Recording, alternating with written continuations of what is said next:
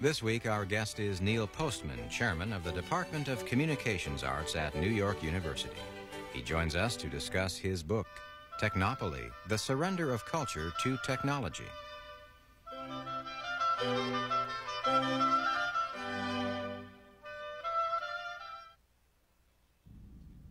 Neil Postman, author of Technopoly, The Surrender of Culture to Technology. What's your book all about? The tendency in American culture to turn over to technology, sovereignty, command, control over all of our social institutions. In other words, the book is about how America has developed a new religion, as it were, and the religion is its faith in that human progress and technological innovation are the same thing, and that paradise can be achieved through greater and greater commitment to technology. What is technology? Well, I have to define it in the book rather broadly, because not only do I include machinery like television and computers and all of that, but also techniques. I call them invisible technologies because most people don't think of them as a sort of machinery, but things like statistics and polling and bureaucratic forms, any systematic and repeatable technique that tends to cause people to constrain their thinking about the world. We talked a number of years ago about television. What impact is technology having on television, and what's the impact on the country? Well, one of the reasons, Brian, that I felt I did this book is that the last time we talked, as you suggest, was about a book that was almost wholly devoted to television. And when I started to think about that issue, I realized that you couldn't get an accurate handle on what we Americans were all about by focusing on one medium. That you had to see television as part of a kind of system of techniques and technologies that are giving the shape to our culture. For instance, if one wants to think about what has happened to public life in America, and one has to think, of course, first about television, but also about CDs, and also about all sorts of, well, faxes and telephones and all of the machinery that takes people out of public arenas and keeps them fixed in their homes, so that we have a kind of privatization of American life. And one hears people say with some considerable enthusiasm that in the future, putting television, computers, and the telephone together, people will be able to shop at home, vote at home, express political preferences in many ways at home, so that they never have to go out in the street at all and never have to meet their fellow citizens in any context, because we'd have this ensemble of technologies that keep us private, away from citizens. In fact, I think Ross Perot's idea of a town meeting is a new kind of definition of town meeting, because it doesn't imply co-presence of people. He wants to do it via electronic media. So that television, as well as other technologies, redefine all sorts of things. I mean, television has redefined, as I think we talked about last time, what we mean by a public debate. That we used to use the Lincoln-Douglas debates as an example, as a kind of model or metaphor of what we mean by political debate. These debates would go on for hours. Television has redefined it. So now the 2 or possibly 3 candidates stand in front of the television camera, and each one is given 2 minutes to respond to a very difficult question, and the opponent is given 60 seconds to reply. Now, we still call this a debate, but it's a redefinition of that term. And Ross Perot's suggestion that we use television as a form of a town meeting is another redefinition of what we once meant by town meeting.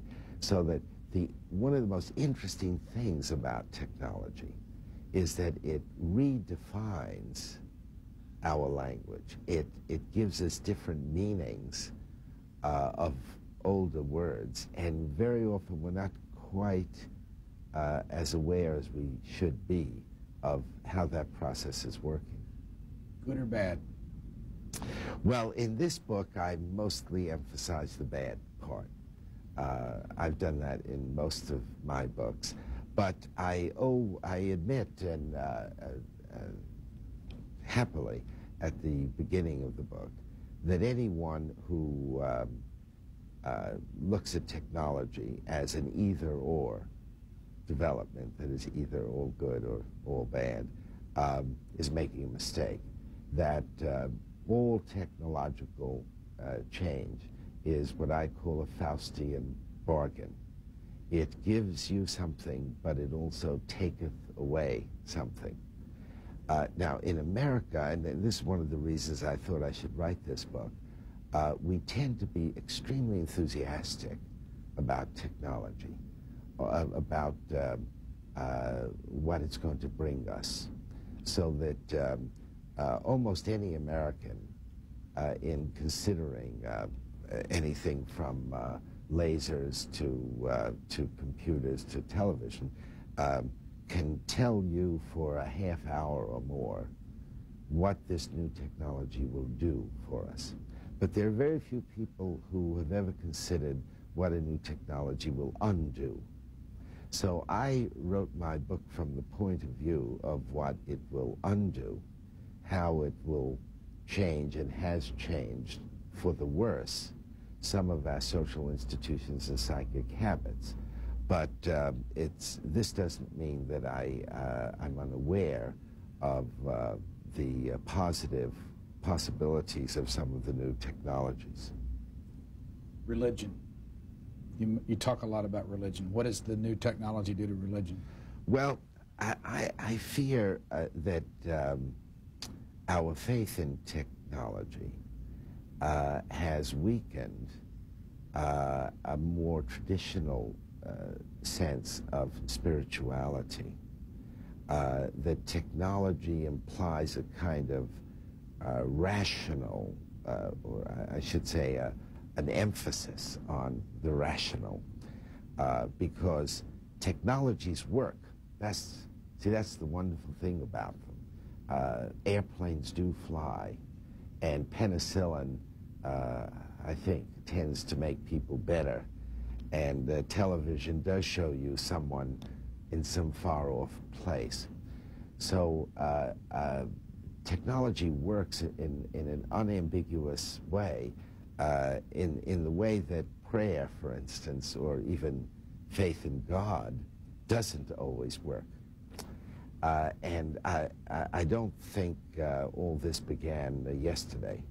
In fact, in the book, I tried to show how, beginning really in the 17th century, the faith that people had in a benign design in the world has weakened, and in our own century seems to have been replaced almost in a religious sense by a faith in progress, and progress through technology.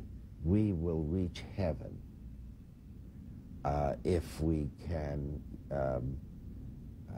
produce bigger and better machinery and techniques. In fact, there are some people who even believe we can solve the problem of death through technology. I think it's called, what is it called, cryogenics. So that even that ultimate problem that human beings have always had to deal with, and which our religious systems had always confronted. I mean, that was one of the most significant parts of our religious systems, to help us confront the idea of death. In a technopoly, we say, well, you don't have to rely on faith. Through science and technology, we'll be able to freeze you until, at some future date, a solution is found to the disease that is killing you now. So don't worry, just have faith. So in summary, on your question, I would say that the faith and belief in technological solutions has largely replaced what we now might think is an older, more traditional notion of spirituality and faith in some transcendent design. You made a point early in the book about how Martin Luther got started, with the ability to proselytize or to sell his point of view through the printed word. Yes, well, Luther, of course, was one that was absolutely prescient on the impact of the printing press, although in a letter he wrote to the Pope after he had posted his theses on the church door, he, I think, feigned surprise that his message, his complaints against the church had been translated into vernacular languages and spread so quickly all over Europe through the printing press.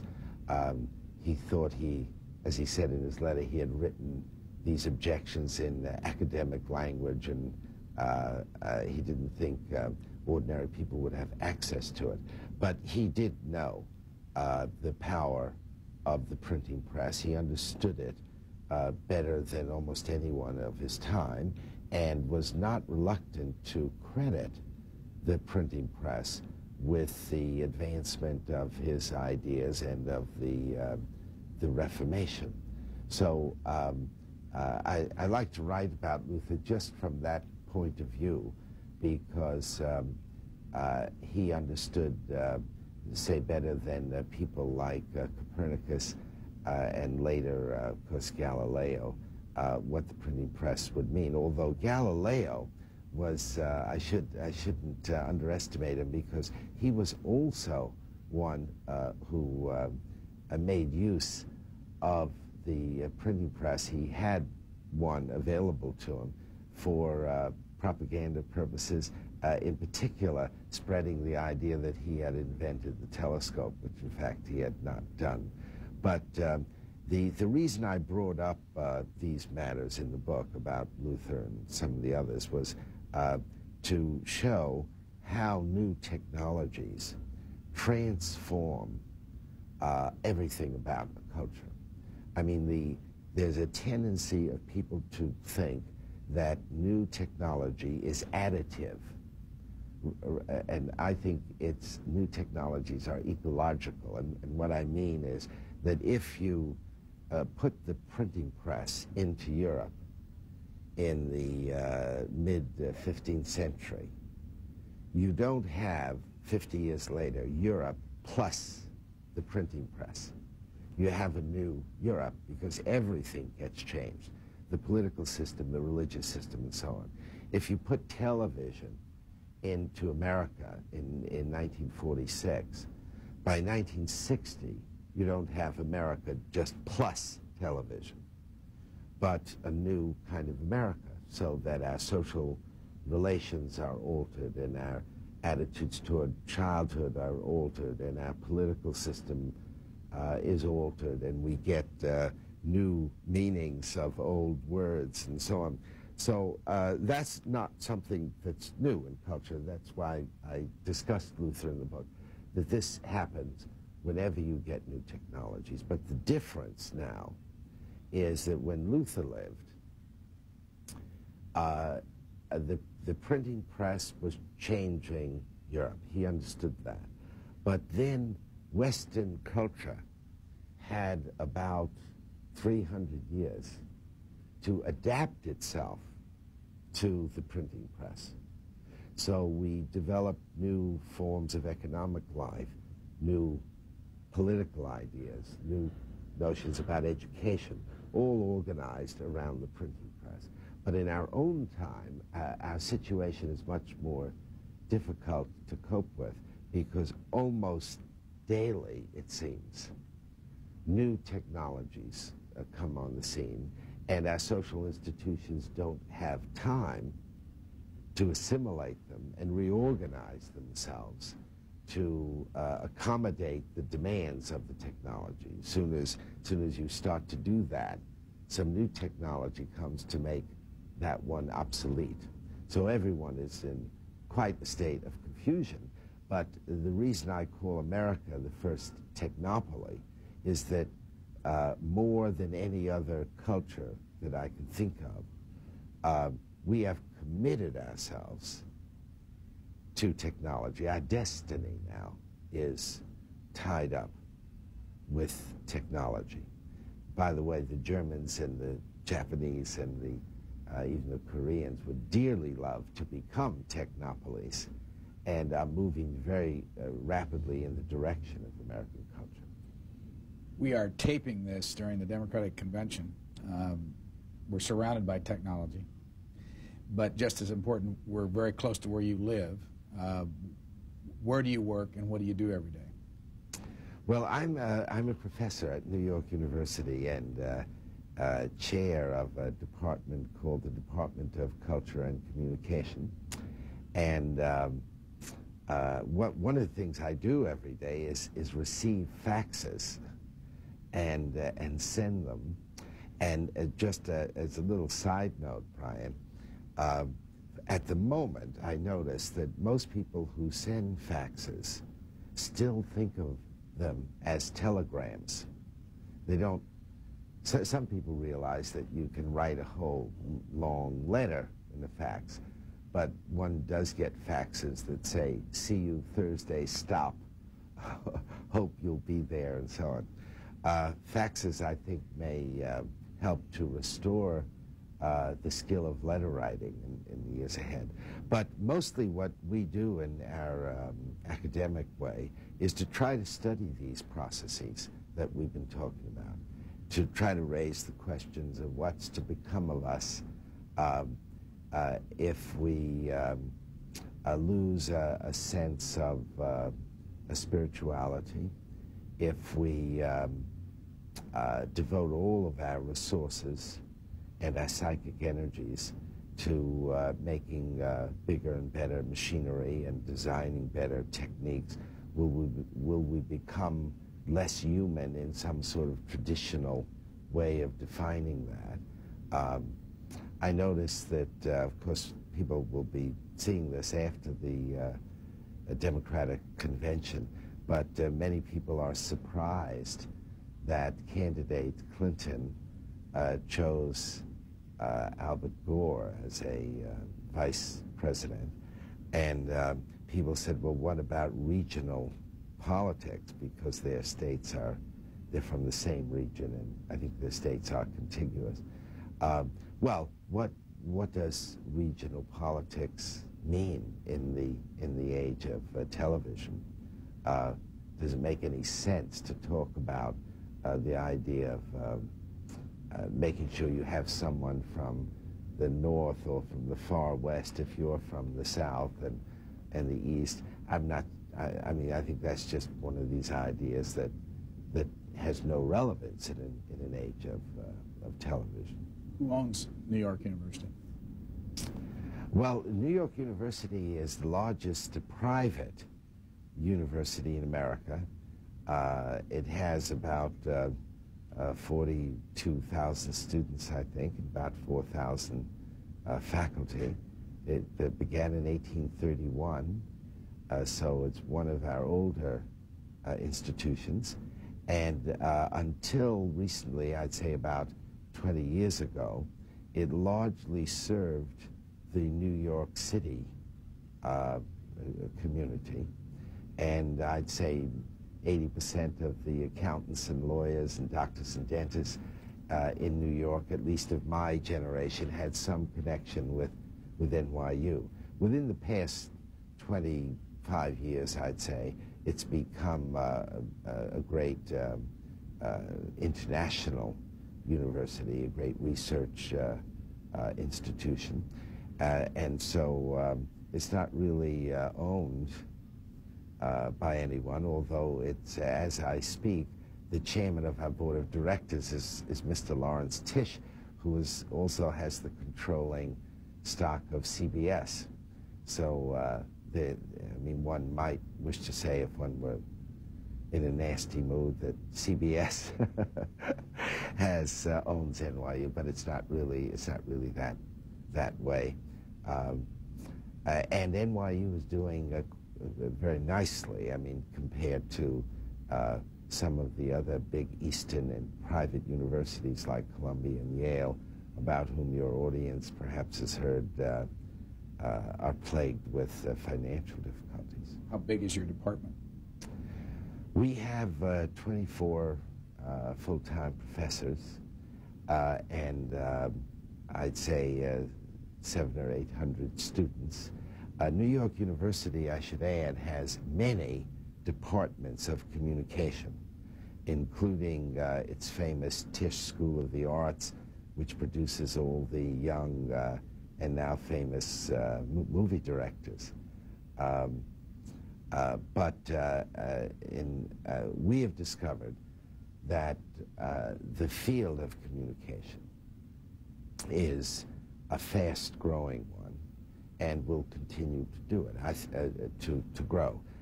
It's pretty obvious to many young people that the best way, or among the best ways, to study any society is to study its communication systems, its message systems, that in fact you could almost define a culture by merely describing what are its dominant modes of communicating with itself, not only human to human, but now human to machine, machine to human, machine to machine, and so on.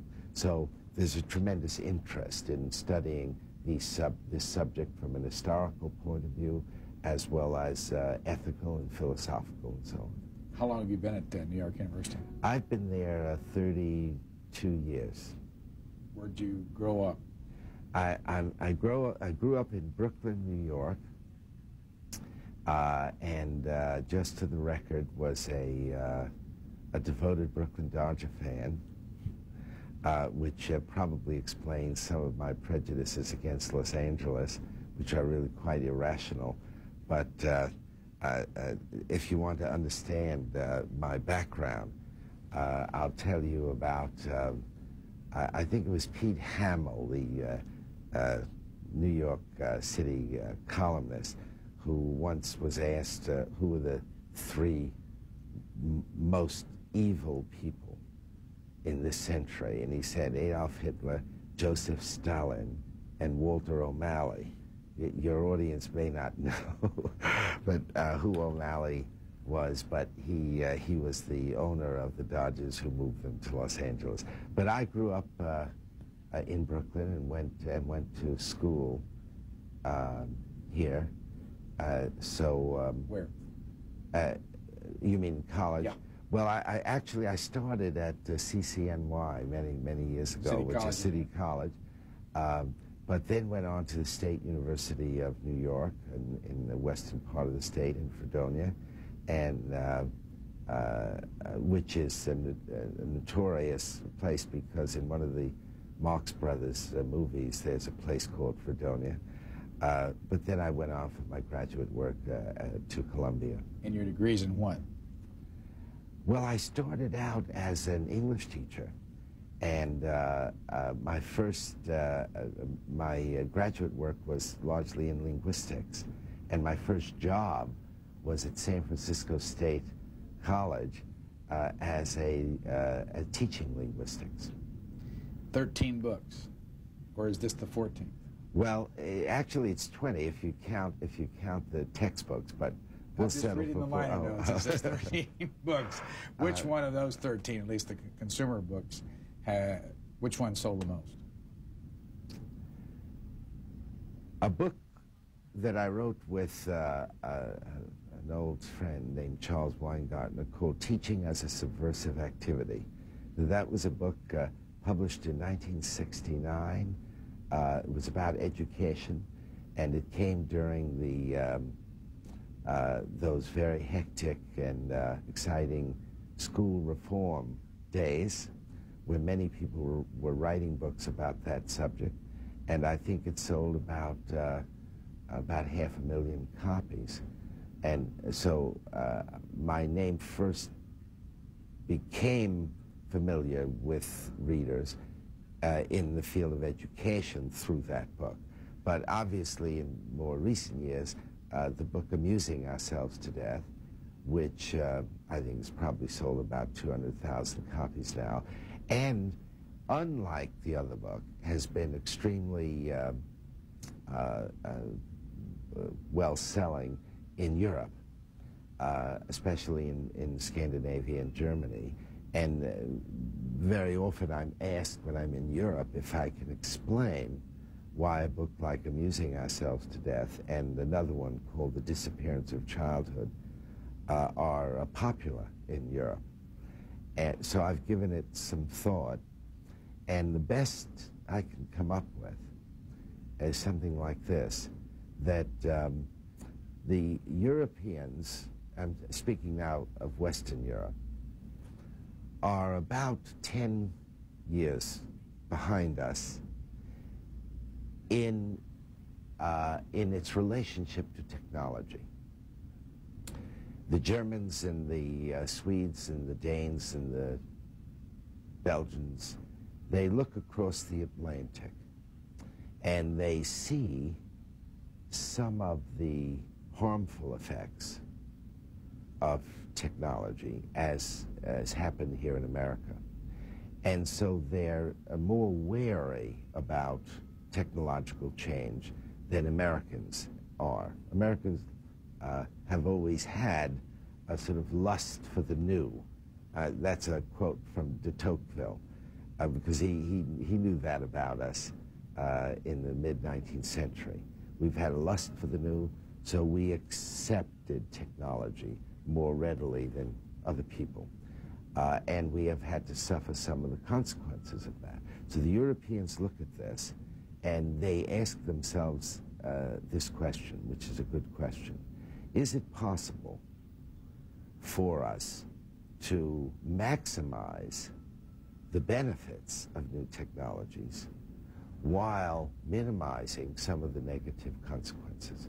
Can we, through education or political action or social policy, inhibit technology from destroying that which we wish to preserve? That's a good question. And I don't know the answer to it, and they don't know the answer to it. But they're asking it. And sometimes I think I like to put this sort of hypothetical issue to people. Suppose it were 1906, and we knew what we know now about the automobile and the combustion engine, and we were able to have a conversation about it, a national conversation, and someone listed for us all of the benefits of the automobile, which are many, and then all of the deficits, including that it would poison our air and choke our cities and create the suburbs. Some people would put on that side, but I might put on this side. And then we said, well, let's discuss this, and then we'll have a plebiscite. We now know what it will do, and we know what it will undo. Well, I think most Americans would say, well, let's go ahead with it anyway. But someone was bound to say, well, let's go ahead with it, but is there anything we could do to reduce this list over here, to minimize the negative consequences? Well, in 1906, if we had had such a conversation, even with limited knowledge, there probably were things we could have done to reduce the negative items on the list. When television came along, it would have been, in theory, possible to have the same conversation. What are the benefits? What are the deficits? Let's talk about it, and then let's see, is there anything we can plan to do that would minimize the deficits? Well, we didn't have such a conversation, and with the computers now, we're not having such a conversation. All we hear is what they will do for us. We don't hear what they will undo. So one of the purposes of a book like this was to see if it's possible to start such a conversation and make us more sophisticated in our approach to new technologies, and for that matter, old technologies. How's it going? The book? Yeah. Well, it's in its 4th printing, and now... Well, what does that mean? Well, you mean how many copies? Yeah. My guess is at this point probably about 50,000 copies. It's, of course, available only in hardback, and we'll probably do a lot better than that when it's in paperback. But in addition to that, it's being adopted in many college classrooms, which happened, incidentally, with Amusing Ourselves to Death. And I'm very happy about that, because I think the younger people are going to have to think more seriously about technology than any other group in the country. So I'm happy that it's being used in universities. You still teach? I do. I won't be teaching in the fall because I'm an administrator, at least part of the time. And that's a new experience for me, Brian, because for 30 years I was, as I still am, a professor, but one who had scrupulously avoided having anything to do with administration. So I don't have as much time as to devote to teaching as I once did. But I still do teach, and will be teaching in the spring. Got to ask you what's happening to you, because some of your followers will be disappointed to learn that you just got cable television. You're going to be an administrator and have cable television in your home. What's happening? I guess moral rot is setting in, Brian. Of course, the cable, I got cable during the Persian War, the Gulf War, because CNN was what one had to watch to know what was going on. But I've maintained it because what is on traditional broadcast television, I find now mostly unwatchable. So that I like old movies, especially those made in the 1930s and 40s, and there are a couple of stations that do that. And of course, C-SPAN is now essential, especially this program, which is one of the reasons I was so happy when you called. As an observer, this is not why you're here, but as an observer, it'd be interesting to know what you see on television. Now you have cable, like for instance, this network is much different pace, much slower pace. We don't have Nielsen numbers. We know that the audience isn't huge. You go over to another more commercial operation, and it's a much bigger audience and all that. What do you think the impact of the different channels is having? Well, that's something I've had occasion to think about quite a bit, because when I wrote Amusing Ourselves to Death, I would have thought that any station that had talking heads on it for any length of time was absolutely doomed. That people like to watch television, not really to listen to it much, but watch it. And what they liked to watch were dynamic, exotic, fast-changing imagery, which the networks and other commercial broadcast stations are providing, and incidentally, as we speak, most cable stations still provide.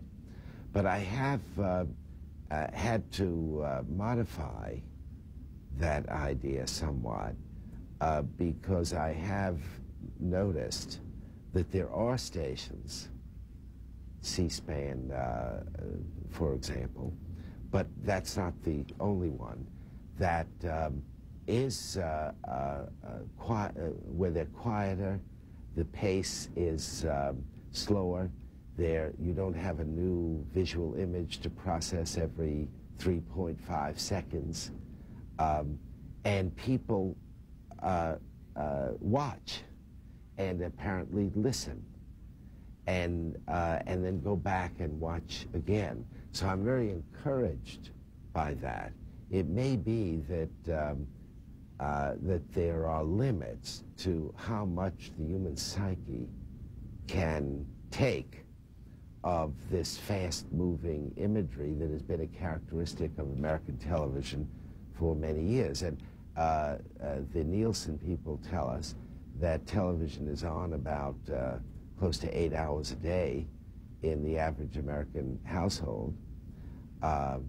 So maybe there are limits to how much imagery people can process, and maybe there is the television itself created a need in people for more quiet conversation and for human faces that can actually be perused and studied and listened to. In your book, you dedicate it for Faye and Manny. Who are Faye and Manny? Faye and Manny are my deceased mother-in-law and father-in-law, two wonderful people. In fact, in a previous book I wrote called Conscientious Objections, which was a group of essays, I had occasion to write about my father-in-law, Manny, who spent all his life not far from here on 7th Avenue as a dress cutter, but who was a man of exquisite taste and reason. There were many people like that in his generation. And so, and of course my mother-in-law was, who died 4 years ago, was a very gentle and intelligent woman, and so I felt I wanted to do this. Madonna and Mozart. Madonna, who's that? You write about Madonna, you write about Mozart, Beethoven, and you suggest that Madonna shouldn't be the only answer for people. What do you mean by that? Well, in there is, toward the end of this book, I have a, I felt I had to address the question of, what should we do about all this? Now, you know, social critics are usually not very good at answering that question. Their strong point is telling you the bad news. But I did try to say something positive. And I felt that the answer might be in education. And the idea there is that Madonna and Bruce Springsteen and Hollywood and CBS and all of that is not going to go away. Our young people will have continuous access to them. I suggest, therefore, that in their schooling, there should be an emphasis on more traditional forms of expression, art and literature and otherwise, not to blacken the reputation of the popular arts, but just to make sure that the young have access to different forms of understanding the world. And perhaps in that way, there could be some sort of synthesis in their education. That is, there's the sort of person Madonna and Bruce Springsteen wants our young to be. That's okay. But there's also the sort of person that Mozart and Dickens wanted people to be. So I think our young have to have available to them both worldviews. So I'm not who could rule out Madonna for anything. I mean, Time Warner, if I'm not mistaken, just signed a $60 million deal with Madonna, so she's going to be with us in every imaginable form. That's all right. No one wants to stop that. But I think the education of the young ought to pretend as if Madonna is not there in the classroom. Because as soon as the children leave the classroom, Madonna will be available to them. While they're in the classroom, someone else should be available. Let me ask you, why do you think, as you know, Mozart is a very popular among a small percentage of the population, I mean, very popular. Why doesn't Mozart appeal to the younger people or the majority of people? What is the difference in this? First of all, I'm not sure that Mozart wouldn't appeal. Why doesn't he? Well, what I mean is that in part, he is not heard as enough, in part because his music is more complex than Bruce Springsteen, so that one has to go to Mozart with a prepared imagination and a prepared mind. But also, Brian, because Mozart's music, Bach's music, Handel's music, is about it's a different worldview. I mean, to listen to that music is to believe that there is order in the world, that there's a design in the world, that God's in his heaven, and maybe not all's right with the world, but that there is a pattern. It's refined and organized. One can't help sense that. To listen to rock music, I think the worldview was that there is no order. And I think for a lot of young people, this is the world they know, and therefore the rock music is consonant with their outlook. But I would argue this is all the more reason why the young in school should be presented with forms of expression that presume that there is an ordered world and that it has some meaning, that it's not all happenstance and arbitrary. Now, that I realize that's a somewhat religious idea in itself, certainly a transcendent sort of idea, but it's not especially sectarian.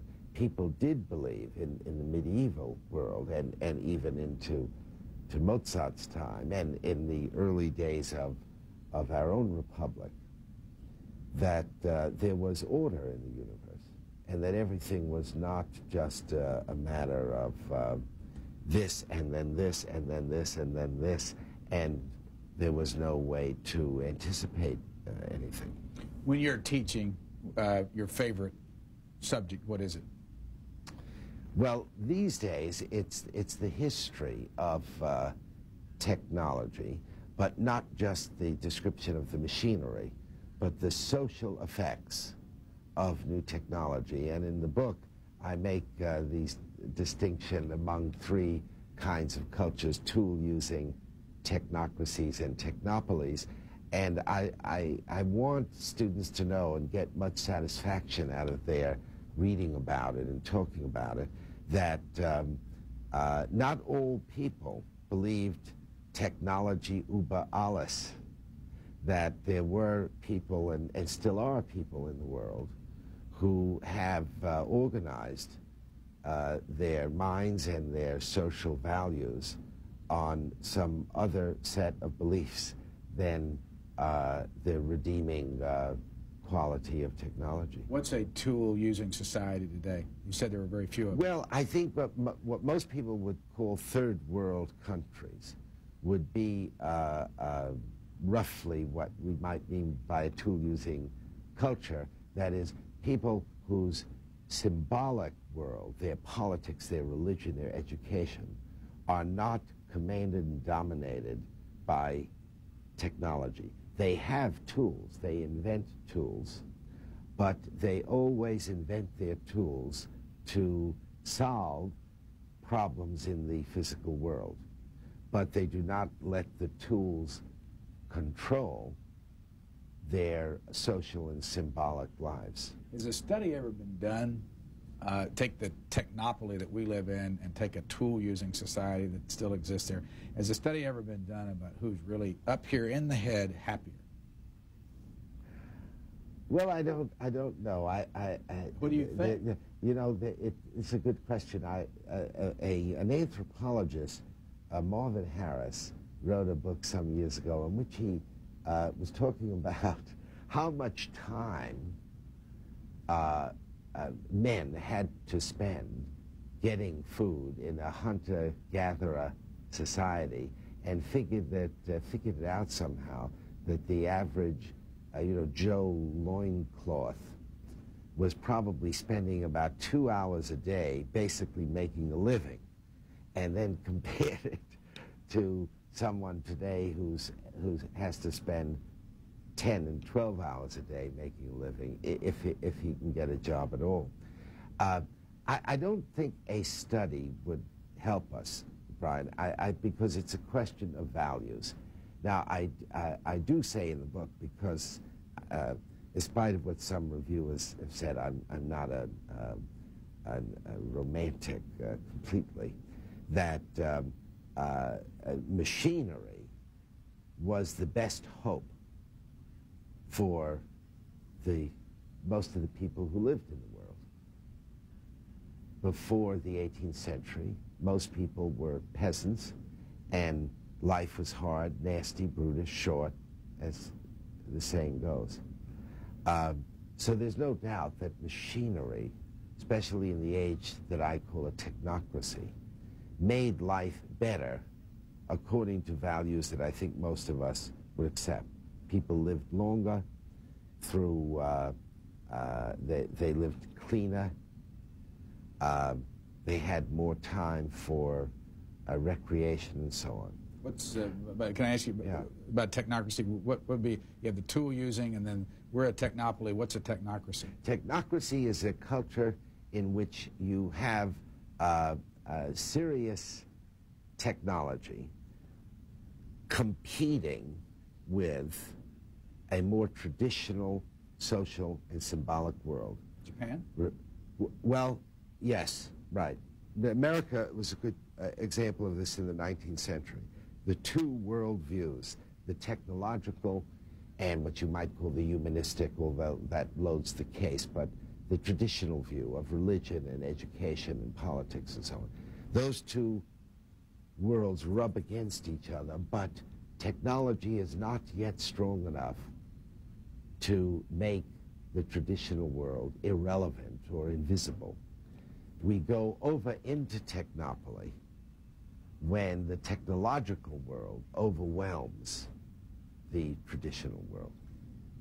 As you know, this show talks always about books, and I see a lot of different books. One of the more recent ones, a couple of them, one of them was the Truman book by David McCullough. It is huge. It's 1,000 pages. It sells for $30. This book here sells for $21. It may have, let's see, a couple hundred pages in it. Mm-hmm. Most of your books that I've seen have a couple hundred pages in it. Right. What's the strategy? Well, the strategy is simple. I want people to read the book, and without talking about the book about Truman in particular, I think most books are much too long, and that authors, of course, some authors write such long books because they want to document something. They want this on the record. But I'm more interested in readers. And so my books, as you say, tend to run about 200 pages. I think I can say what I have to say in 200 pages, and I think most writers of at least nonfiction or social criticism, whatever you would call it, can pretty much say what they have to say in 200 pages. Now, what did you say in this book that almost everybody quotes back to you? The reviewers, the people that read it, they say, hey, Professor, I read your book, and you said... most of them concentrate on what I have to say about social science, which is, I don't say much that's very good. I think it's... What is social science? Well, first of all, I don't think it exists. I mean, I don't think that sociology, psychology, and anthropology are sciences, and I try to make a distinction between science and those activities. And in fact, I even think, Brian, economics really is a branch of moral theology and should be taught more in divinity schools than in universities. But it does disturb me that so many people have such faith in these subjects that are called social science and go to experts to find out how to raise children and how to fall in love and how to make friends, as if they believe that because these subjects are sciences, in quotes here, that they are getting verifiable, indisputable truths about the world. So that I use social science as an example of really a technique, this part of the machinery of Technopoly. And most people who have read the book, including reviewers, seem to want to talk about that part of the book more than any other. One of the things you suggest that ought to be done is that when everything is taught, it ought to be taught, the history of it ought to be taught along with it. Whether that, you know, anything, I assume, even economics, where it comes from. Why? Well, because if you don't teach the history of what we once knew about biology or economics or even mathematics, then learning can become, or information becomes a kind of consumer product, that facts become you sort of like something you're selling. But I think what we want here is for the young to understand that what we think we know at any given time, first of all, is a product of what we once thought we knew. It comes from someplace. And that in the future, it will itself change. So the idea is for teachers to try to show the young that learning is an historical process, and that anything that we think we know now will probably be modified in the past. History is wonderfully good for this. It's the best. In the future? In the future, I'm sorry. And history is almost the best consciousness-raising subject that we have available to us. Are you going to write another book soon? Are you doing it right now? I did it already. Already written another yes. one? It'll be out in September. I wrote it with a friend and former student named Steve Powers, who is a journalist, a TV journalist. It's called How to Watch TV News. It's a different kind of book from this because it will only be out in paper, and it's for a mass market. I've always wanted to write a book that people could buy in supermarkets and in drugstores, but one that would be about something that immediately attracts their interest. I mean, the sense that, oh yes, I really should know about this because I spend an awful lot of time watching TV news, and maybe these guys know something about it that would help me. So that'll be out in September, I think. Want to give us a hint as to what one or two major suggestions you make in the book? Well, it is hard to do quickly, but people do have to know something about the economic basis of news. Because if you turn on a news show, or if you're a regular watcher of some particular news show, and you know nothing about how this is paid for and who makes the money and where it comes from, then you are really quite disarmed. So we do spend a little time in the book describing to people what kind of money situation is involved with news shows. I think it's also, it would be impossible, and the best TV news people have said this over and over again. I mean, people like Cronkite and Dane Rather and the rest of them. That'd be impossible to have any, make any sense out of the world if you confined your knowledge of the world to TV news. That you would have to do an awful lot of reading in order to make sense out of what you're seeing on television news. Also, maybe finally on this, that I do think people have to understand why decisions are made on TV news shows as to what people will see and in what order, because this is not done in a haphazard way. There is a psychologic involved in deciding what people will see first, what they'll see next, what they'll see after that, and what they won't see at all. The title of that book's going to be? How to Watch TV News. And it's going to sell for? Oh, it's not going to be expensive, probably. I don't really know, but probably about $5. And in paperback? Yes. This is what the one of his books in the market at this moment looks like. It's called Technopoly, and our guest is Neil Postman. Thank you very much for joining us. Thank you, Brian.